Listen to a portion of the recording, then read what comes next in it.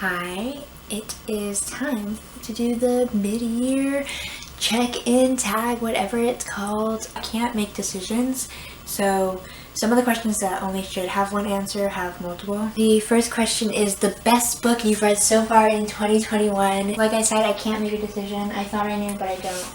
So I have two that are very much in the tie right now.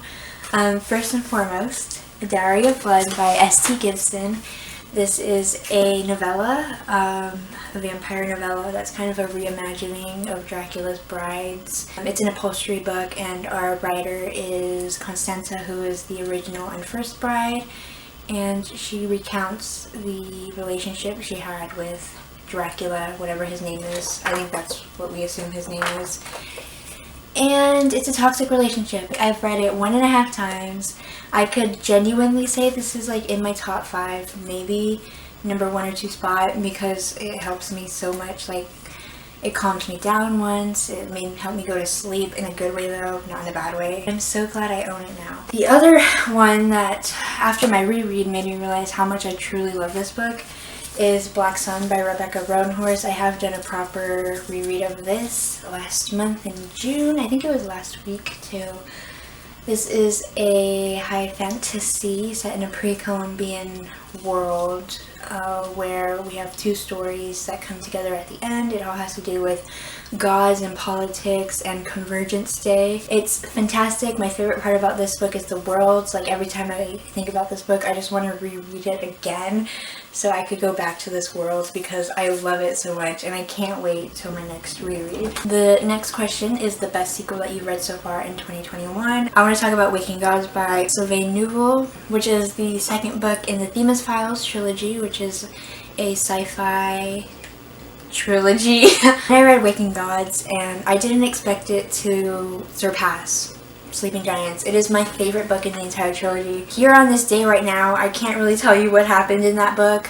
There was tragedy, there was excitement, there was new characters. It was fantastic, and it was the first time I've ever felt so much pain from a book and confusion. It's such a good experience. I highly recommend the Themis Files. And I highly recommend reading the little novellas / shorts that are in between each of them that you could find on Goodreads or Sylvain Neuvel's website. And then I also want to talk about The Silvered Serpents, mainly just because of like how I felt about The Gilded Wolves versus the sequel. I kind of went into The Gilded Wolves with very high expectations, and I still ended up enjoying it. I gave it like a 4-star, I think, maybe a 4.25. Just like I didn't enjoy it as much as I expected to, and then I read The Silvered Serpents and wow, that was also an experience. It's just, considering the second one isn't even a heist novel, wow, it was so good. Like, she really ups her game in the second one, and now I'm like scared for the third one. New release you haven't read yet, but want to. Of course, I have a few for this one.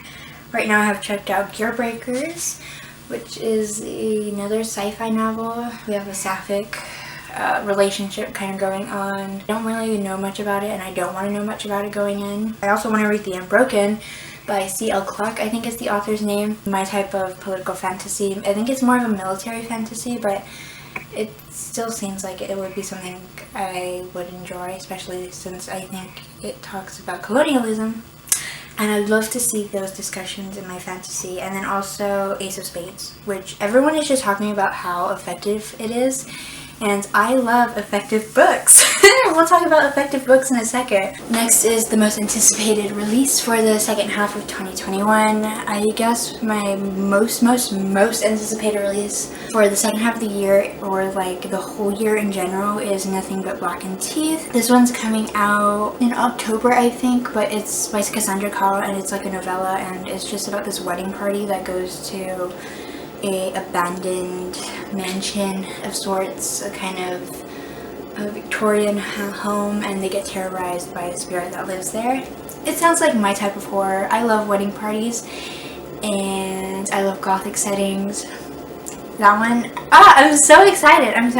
Question number 5 is biggest disappointment. I think my biggest disappointment definitely was The Hunting Party by Lucy Foley.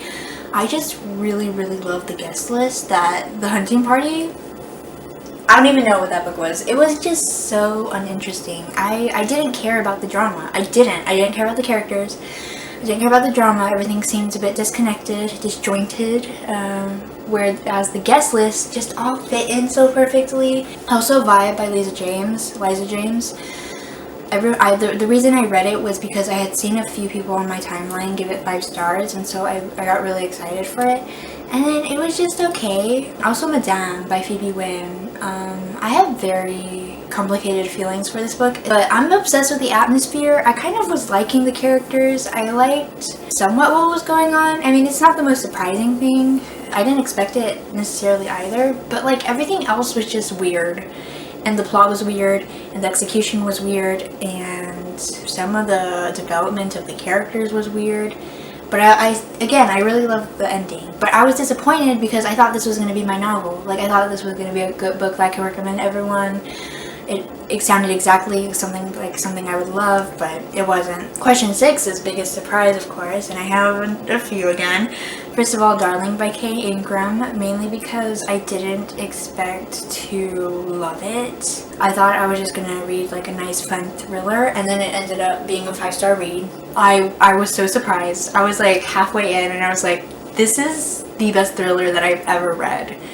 And then that plot twist, or not the plot twist, but the reveal, it killed me. Shadow and Bone, because a lot of people don't really like this book or the trilogy, and I mean, the trilogy is fun. The trilogy is fun. I like it. I read the first book and I was like, oh, I'm gonna hate this book. This is why I haven't read it yet. And I ended up actually really enjoying it. Also, Captive in the Underworld. It was my first dark romance, and I was surprised at how good the writing was. And then also Hush, because I didn't like Vibe that much, and then Hush was just, it blew Vibe out of the water. It was like it was a whole nother thing. It was a whole nother book. It was fantastic. It went in the favorite shelf. I loved it so much. Favorite new author, debut, or new to you? I would definitely say Lian Yu Tan. I hope that's how you pronounce her name. She wrote Captive in the Underworld, and that story, the writing, everything just made me love her as an author so much, and I'm really excited for what she's to release next year because she's been talking about it. I signed up for her newsletter and everything. That's how you know. That's how you know I'm obsessed with the author. And I'm just really excited for everything that she's going to release. And then S.T. Gibson, of course. Where did Diary of Book go?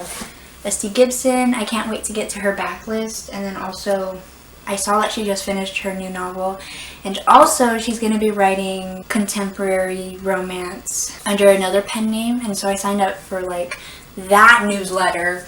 So I'm just excited for everything that she has. And then also Sylvain Neuvel, confidently for this one, this author I've read like a lot of his works. I only have left to read of his novella, which I think is called The Test. I haven't gotten around to listening to it yet, but I'm obsessed with what he's doing. He's doing science fiction that talks a lot about the sciencey parts of things. And also he's a linguist, and I really like how he includes language in his books because it's probably my favorite thing to read about in my sci-fi and fantasy. I just love learning about language. Newest fictional crush. If you would have asked me a year ago, I would not have an answer for you because I always thought crushes were stupid.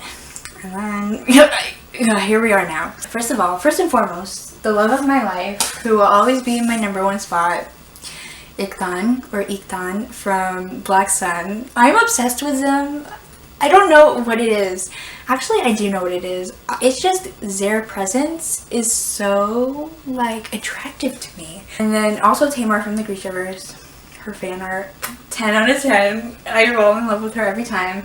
In Rule of Wolves, I have happy moments marked that are just Tamar doing things. Finally, Magdalena from A Diary of Blood. In my reread, I stopped before I got to part 2, so I can't wait to see her again, but again, her presence is just so, like, attractive to me. I love everything about her. Newest favorite character, Serapio from Black Sun again. Can you tell that I'm obsessed with this book? Serapio is just such an interesting character. He's weird, he's creepy, he's funny, and unintentionally. I just love him so much. And then also the interviewer from the Demon's Files. He is just such a fun character. Sylvain Neuvel low-key like subverted his character type, and I really liked the direction that his character went in. And he's generally just like a really complex and interesting character too. Sometimes he was really nice, sometimes he was genuine and he seemed very sympathetic in what he was saying, and then like the next moment, literally the next page, he would be threatening someone and you could tell that he actually meant it. Like, he would not hesitate to kill that person. And I was like, who is this man? Who is this man? And of course, how can I forget about Grigorovich from To Sleep in a Sea of Stars? I didn't write it on my phone, but oh my god, he was like the single-handedly most interesting thing about that book. I don't know, I just like unhinged characters. A book that made you cry. Yeah, I'm not a crier, but there have been a couple. Some really, okay, I have the two that actually made me cry are very popular ones that make other people cry. So like, I'm not about to give you full-on explanations, but Crooked Kingdom. It was the first time I ever cried in a book. I've recovered, don't worry. And then also Rule of Lobes by Lee Bardugo. Yeah, I didn't really cry at the end. Where I did cry is Nina's last chapter, because it's the gay stuff that always gets me, okay? What I wanted to add to this question is books that were very effective to me in making me like genuinely upset. So Darling by Kay Ankrum, that book made me anxious while I was reading it, and the feeling did not stop afterwards, because for a few days after, every time I would think about the book, I would gag. My heart would start racing again. I would like freak out. I would feel like I was there in that experience again. So that happened for a few days. It was a very effective thriller for me. And then one I haven't talked about yet because I just read it at the beginning of the month, but My Dark Vanessa by Kate Elizabeth Russell. This just made me feel empty. I wasn't particularly sad or anything reading this. Well, I was sad at the end because, you know, closure stories kind of make me upset, but I was just feeling very empty. And then I read this in a day, and the reason I finished it was because I couldn't stop thinking about it. And it was this weird thing where I couldn't stop thinking about it when I wasn't reading it, but then I wouldn't want to pick it back up because I knew it was just going to upset me again and I was going to feel empty again. But yeah, it made me feel empty, it made me feel disgusted, it made me feel sad, it made me feel angry. Like, I experienced so many negative emotions reading this. It's a very effective book for me. Books that made you happy. Definitely The Long Way to a Small Angry Planet. I smiled, I laughed so much in that book out loud. I genuinely laughed. And also Down Comes the Night by Alison Saft. I couldn't do this video without talking about this book because it's another favorite. I'm actually gonna reread it in the next week or so. I got the audiobook out, so I'm gonna listen to it this time, and I'm really excited because the narrator sounds really good. I will tell you, the reason this made me happy was because it has an HEA.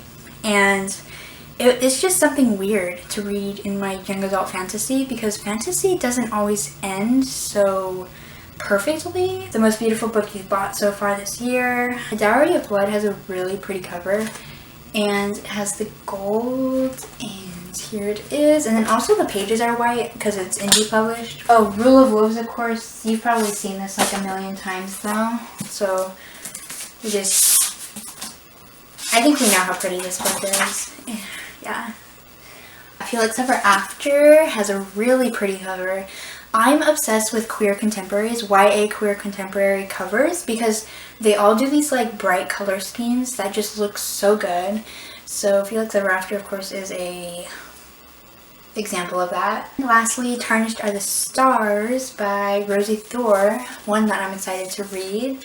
It's so pretty. Look at this cover, y'all. It's reflective, and the purples and the blues. I'm so obsessed. What books do you need to read by the end of the year? There's nothing necessarily I need to read.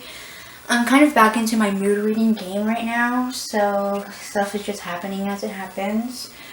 But 3 that I have are like technically 5. Jane Eyre by Charlotte Bronte. Yes, this is by Charlotte Bronte. This one should be interesting. I just haven't started it yet because I have to figure out my annotation systems, and that's enough to make me put off a book. And then also The Mask of Mirrors by M.A. Carrick. This is a really big fantasy. The reason I want to read it is because the second book is coming out in December. Also the Poppy War trilogy, mainly because Book Talk talks about it all the time. Thank you so much for watching. I hope you enjoyed this video, and I will see you next time. Bye.